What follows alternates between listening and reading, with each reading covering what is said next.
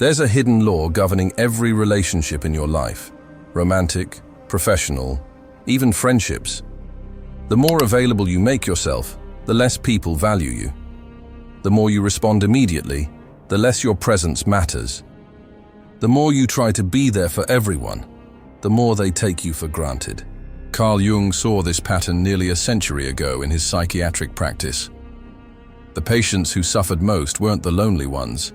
They were the people who gave endlessly only to become invisible in others' eyes.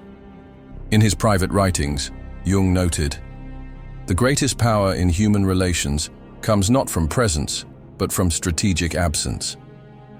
Let me ask you something brutally honest. When was the last time someone truly appreciated your constant availability? Think about the texts you answer within minutes, that others take hours to reply to, the favors you never hesitate to give, that would never be returned, the emotional labor you provide on demand, that's forgotten by next week. This isn't about playing games. This is about understanding how the human psyche actually works versus how we wish it worked. Jung discovered that what we call neediness isn't just unattractive. It triggers a primal psychological response in others. Here's what happens neurologically when you're always available. Dopamine depletion. Your predictable responses stop registering as valuable. Brain science shows we're wired to notice change, not consistency. Mirror neuron shutdown. Others unconsciously mirror your self-perception. If you act like an option, they'll treat you like one. Hierarchy instinct. Human brains automatically categorize. Perpetual availability signals low status. But here's where it gets fascinating. Jung found that when certain patients suddenly withdrew, not as punishment, but from genuine self-respect, something remarkable occurred. Formerly indifferent partners became attentive. Take it or leave it employers made counteroffers. Even family dynamics shifted. The secret wasn't in doing more. It was in strategically doing less. Not manipulation, but understanding these three psychological truths. The scarcity principle. Jung's case studies showed that what's always available can't be treasured. His wealthy patients valued rare books more than common ones, even when the content was identical. Human valuation works the same way with people. Projection dynamics. When you're constantly present, others project their unresolved issues onto you. The eternal giver becomes the emotional dumping ground. Withdrawal forces them to confront their own shadows. Individuation trigger. Jung believed true relationships only form between whole individuals. Constant availability prevents this. It's two halves clinging, not two wholes connecting. Now, before you think this is about becoming cold or distant, understand the crucial nuance. Jung wasn't advocating isolation. He was teaching conscious connection. The difference between being available out of fear, scarcity mindset, choosing availability from strength, abundance mindset. This explains why. The employee who establishes boundaries gets promotions, not the one who works weekends. Partners who maintain separate passions have hotter long-term relationships. Friends who say no occasionally have richer friendships. The most powerful realization isn't that people take advantage. It's that they can't help but do so when you violate these psychological laws. Your constant availability isn't making you kind. It's making you complicit in your own erasure. But this is just the first layer. Because understanding why scarcity works is only half the battle. The real transformation comes in learning how to apply this without becoming manipulative. How to be both respected and loving, strong and kind, valued and authentic. That's where Jung's real genius lies. You've just uncovered Jung's shocking revelation, that your constant availability may be eroding your worth in others' eyes. But knowing this truth is only the beginning. Now we dive deeper into the how. The precise psychological mechanisms that transform strategic withdrawal into your most powerful tool for earning genuine respect. The Jungian laboratory. What happens when you disappear? Jung documented countless cases where patients who implemented what he called therapeutic withdrawal experienced profound shifts in their relationships. not because they manipulated others, but because they finally stopped interrupting natural psychological processes. Consider this real example from Jung's clinical notes. A 38-year-old businessman, patient M, complained that his employees disregarded his authority. Jung's prescription: stop being so available to solve their problems. Within weeks, employees who previously ignored directives began seeking his approval. Team members started anticipating needs instead of waiting for instructions. His very presence carried new weight in meetings. Why? 3 unconscious dynamics were activated. 1. The completion instinct. Human brains are wired to finish incomplete patterns. When you're always present, there's nothing to complete. But when you withdraw strategically, unanswered questions linger in others' minds. Unfinished conversations create mental rehearsal. Your absence becomes a psychological presence more powerful than your physical form. 2. Value recalibration. Jung discovered that in relationships of all kinds, value isn't assessed through logic, it's felt through contrast. Just as eyes need darkness to appreciate light, people need your absence to recognize your worth. 3. Shadow projection interruption. Here's where Jung's genius shines brightest. When you're perpetually available, others project their laziness onto you. You become their conscience. They assign you their unresolved guilt. You transform into their taskmaster. Your presence absorbs their emotional baggage. But strategic withdrawal forces them to sit with these shadows instead of dumping them on you. Practical withdrawal, the Jungian method. This isn't about silent treatments or petty games. It's about cultivating what Jung termed healthy selfishness, the sacred space where self-respect meets social intelligence. For professional settings, implement response windows. Answer important emails at set times, not instantly. Create absence rituals, a closed door hour, uninterrupted deep work blocks. Master the art of the strategic no. Offer alternatives that demonstrate value. In personal relationships, replace constant check-ins with meaningful presence, quality over quantity. Allow others the dignity of missing you. Don't rob them of this experience.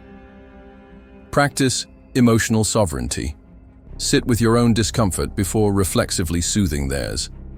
The counterintuitive payoff. When patient M applied these principles, something remarkable happened. His employees didn't resent him, they respected him more. His wife didn't feel neglected, she rediscovered attraction. Why? Because Jung understood what most miss.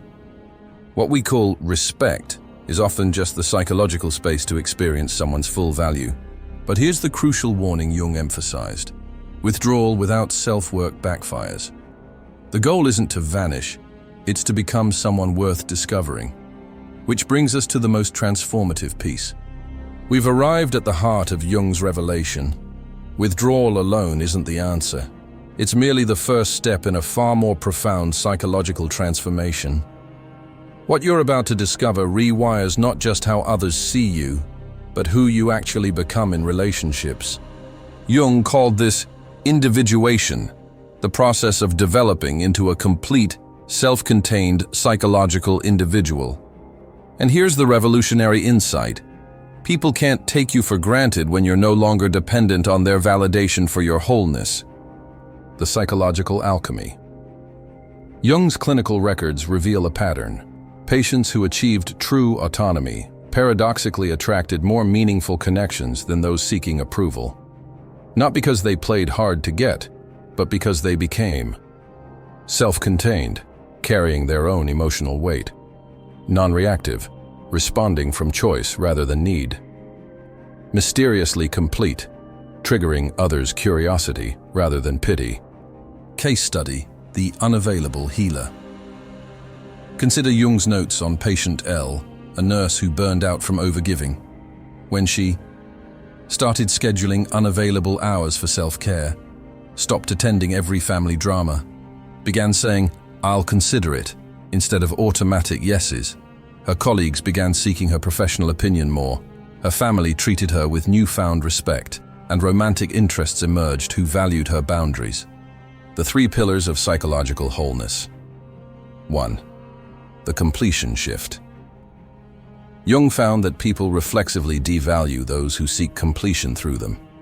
When you share problems only after attempting solutions, express desires without desperation, offer opinions without needing agreement, you trigger others' instinct to earn rather than exploit. 2. The energy paradox. Human attention follows energy reserves. Those who maintain private creative projects, cultivate physical vitality, protect uninterrupted thinking time, naturally attract others to their excess energy rather than draining themselves to fuel connections. 3. The mystery dividend. Jung's most controversial observation. Full transparency destroys allure. Strategic privacy lets others project their ideals onto you, creates space for your evolving self, prevents you from becoming someone's known quantity. Practical individuation. For career growth, develop signature skills unrelated to your job description. Reserve 10% of your best ideas for personal projects. Let colleagues occasionally wonder what you're working on. In romantic relationships, maintain friendships that existed before your partner. Cultivate hobbies your partner doesn't share. Practice selective vulnerability. Share deeply, but not indiscriminately. The ultimate realization. Patient L discovered what Jung's most successful patients all learned. The less you need a relationship to define you, the more powerfully it can transform you. This isn't about withholding love. It's about approaching connection from overflow rather than lack, which reveals the final, most shocking layer. We've reached the most uncomfortable, yet most transformative layer of Jung's teaching. Everything you've learned so far about withdrawal, individuation, and value means nothing if you don't confront this one hidden truth. Your invisible need for validation is broadcasting louder than your words. Jung discovered that what we call being available is often just disguised hunger, a silent plea for others to fill our psychological voids. And human beings, at a primal level, can smell this need like blood in water. The Jungian mirror principle. Every relationship functions as an unconscious mirror. The more you need someone to respect you, the less they can. The harder you try to be valued, the less value you project. The more you fear abandonment, the more you attract people who'll abandon. Jung's breakthrough wasn't about changing behavior. It was about exposing the archetypal patterns running your relational software. Case study: the helper who couldn't be helped. From Jung's journals, Patient R, a therapist who gave brilliant advice to clients but couldn't understand why her personal relationships collapsed. The pattern emerged. She needed to be needed, disguised validation seeking. This created resentful clients and draining friendships. Only when she developed genuine indifference to being useful did others start appreciating her. The 3 shadow behaviors that repel respect. 1. The currency error. Mistaking attention for value. Answering every text immediately. My time is cheap. Always being the listener. My thoughts matter less. Never letting others wonder about you. I have no mystery. 2. The hunger leak. How neediness seeps out unconsciously. Over-explaining decisions, laughing at unfunny jokes, adjusting opinions to match others. 3. The repulsion paradox. Jung's most brutal observation. The more you try to make someone stay, the more you give them reasons to leave. Shadow work protocols. For professional settings. The 24-hour rule. Never respond to non-urgent requests within 24 hours. Trains your nervous system to tolerate uncertainty. The 70% principle. Only give 70% of your ideas in meetings. Creates intellectual scarcity. The silent exit. Occasionally leave gatherings without announcement. Rewires your need for recognition. In intimate relationships, the no reassurance experiment. Go 48 hours without seeking validation. Do I look okay? etc. The interest divergence. Deliberately not share one interesting thing that happened to you each day. The withdrawal journal. Track what you discover when you stop monitoring others' moods. The liberation moment. Patient R had her breakthrough when she realized her helpfulness was just control in disguise. The moment she stopped needing gratitude, let people make their own mistakes, found fulfillment outside relationships, was the moment her relationships transformed from draining to nourishing. But this shadow work leads to one final glorious revelation about the nature of true connection. We've traveled through the shadows together, through withdrawal, individuation, and the uncomfortable truth about our hidden hungers. Now we arrive at the most beautiful contradiction. The path to deeper connection begins where our need for connection ends. This isn't about games or manipulation. It's about what Jung called the transcendent function, that miraculous moment when two whole people choose each other freely, without fear or ownership. The final realization. Every story of strained relationships, every moment of feeling taken for granted, they weren't proof that love is flawed. They were signposts pointing you toward this revelation. You can only meet others as deeply as you've met yourself. Jung's most healed patients discovered something extraordinary. The less they needed love, the more they could experience it. The fewer demands they placed on others, the more others voluntarily gave. The more comfortable they became with solitude, the richer their togetherness grew, the alchemy of healthy detachment. Remember patient R, the therapist who couldn't stop helping? Her breakthrough came unexpectedly, during a 2-week silent retreat where no one wanted her advice.